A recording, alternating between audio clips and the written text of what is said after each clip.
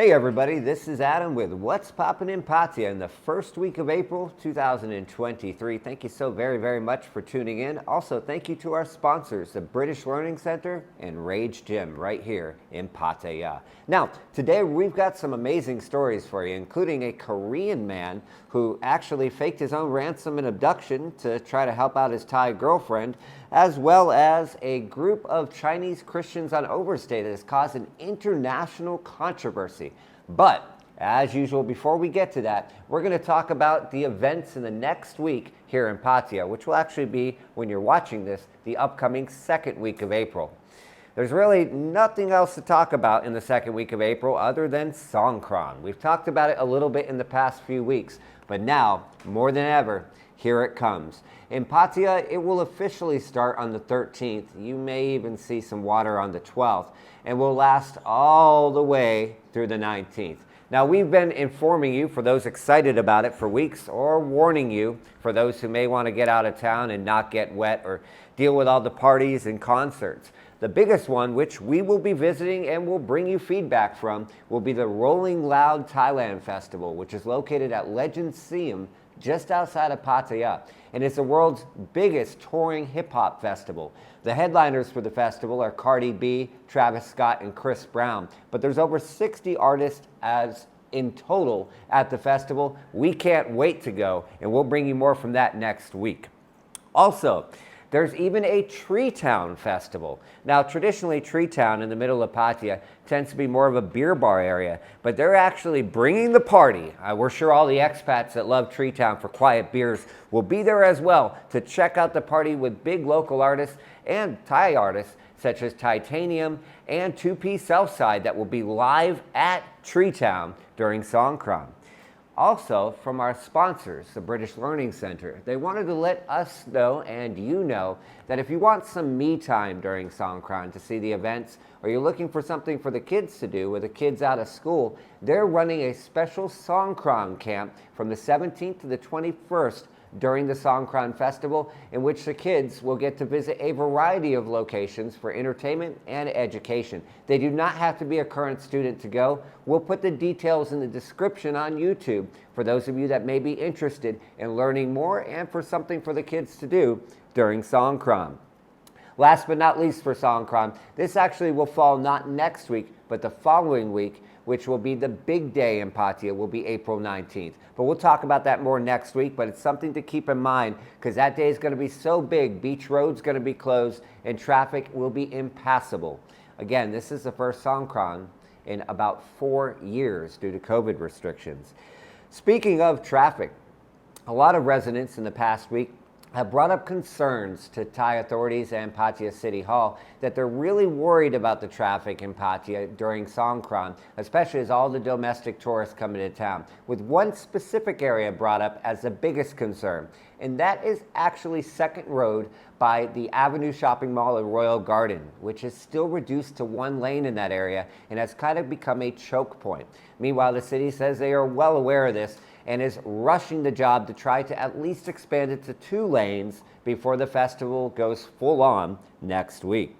Now, our first major story that we have for you this week is something that many of you were not happy to hear about in the last couple of days, and that's the fact that the extended visa on arrivals and visa exemption programs have reverted back to their normal program. Now, for the past 6 months or so, they've had a special program where if you came to Thailand from a visa-exempt country, you got 45 days to stay instead of 30. Well, that's been lowered back to 30. And for countries that are visa on arrival, that's been lowered from 30 to 15 days. Also importantly, you only get 2 land crossings a year. However, if you want to stay longer, of course, you can still apply at the embassy right in your own country, or you can still go to immigration and apply for an extra 30 days if you want to stay while you're on your current trip. Now, there are some exceptions to that based on country, but considering that we have people from all around the world, we can't possibly go into all of them, but it is something to keep in mind for your upcoming trips.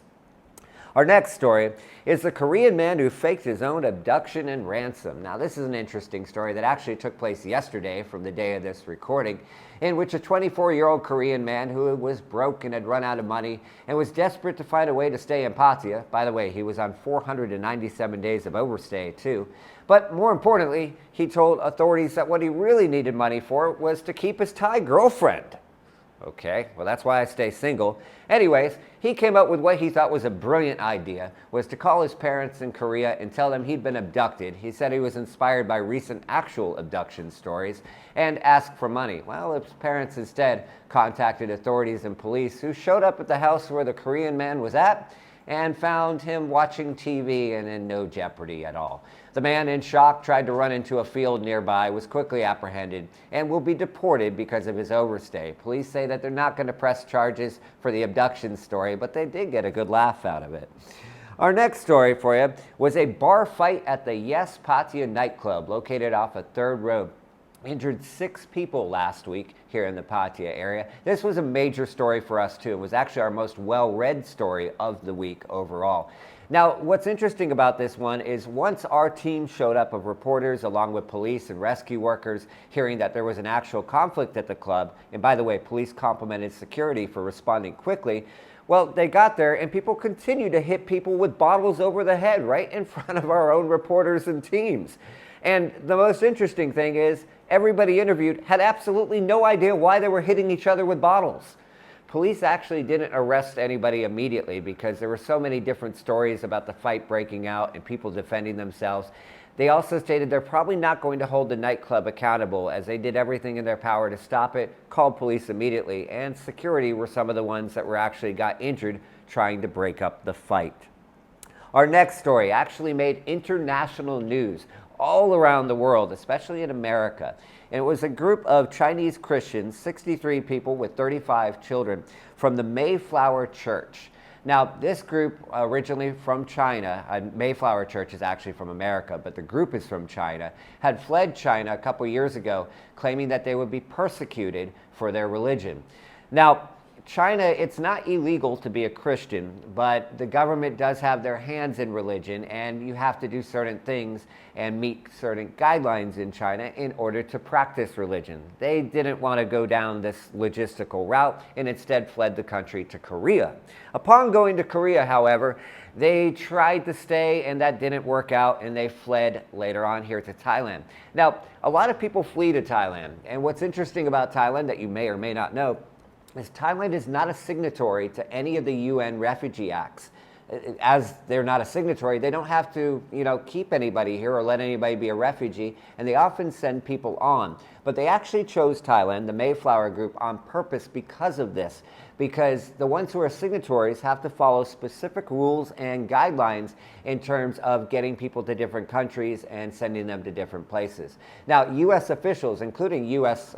senators and people in U.S. Congress, are trying to work with this group to try to get them to Texas in the U.S., where they say they will be safe. Meanwhile, the Chinese embassy has not officially said anything, but the Thai officials stated that they're speaking to both sides and understanding it, while multiple activist groups plead with the Thai government not to send the group back to China, as they claim that this will cause the group to be persecuted and possibly tortured. Moving on for you, we got 2 more stories for you this week. The Pattaya pirate ship, the Krakenian, if I'm pronouncing that right, almost sunk earlier this year when some waves hit it and had a problem with one of their water pumps. Ironically, it was just before we were about to visit it. Well, we have good news for you. It's back as of April 28th. We're still going to try to get you a tour of the ship, and they're actually having special discounts and promotions for their return. They also stated that it's passed all safety inspections from the Thai government, as well as individual agencies that have reviewed it, and they feel confident that it will be safe for all visitors. If you're interested in visiting, we'll put a link in the description about the pirate ship. Our last story for you today is a funny story and an inspirational one. We're kind of combining 2 in 1 for you. And that's the fact that a Songkran street dog found 1,160 methamphetamine pills. And looking at the photo of the street dog, we'll put it in the YouTube video, he looks pretty happy about finding them, so we're not sure if he had any. But he found those pills inside a field and was found by local villagers running around inside a heap with all the meth pills hanging out of his mouth. Now, a lot of our commenters over the past week complimented this and said the police should actually recruit this soy dog and bring him off the streets and hire him as a police dog. Meanwhile, police stated that they're trying to figure out who stashed all these pills in the middle of the woods, and there's some drug dealer out there that's probably not too happy right now. But our second part of that story is I want to talk about dogs. Now, we put this on our social media, but I wanted to put it in the video as well.